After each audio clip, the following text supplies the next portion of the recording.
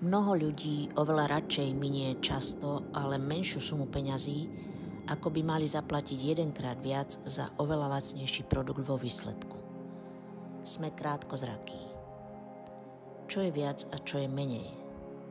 100 gramov jednej sušenej bylinky stojí v priemere od 6 do 14 eur. To je 60 či 140 eur za kilo. 100 gramov rastlinky vydrží na necelý týždeň a efektivita pitia čaju z takejto rastlinky je malá.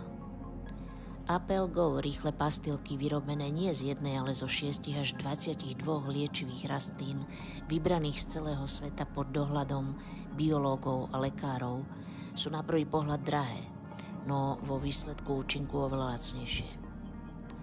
18 rôznych druhov na rôzne civilizačné neduhy modernej doby účinkuje okamžite, to znamená do minúty, a nie len, že sú z viacerých rastlín, sú tiež širokospektrálne, čo znamená, že okrem zacielenia na danú oblasť pomáhajú aj pridruženým problémom. Majú bezkonkurenčné charakteristiky a vo svete sú už 12 rokov unikátnosťou. Čítajte pozorne a nebuďte krátkozrakí. Možno príde aha moment aj pre vás.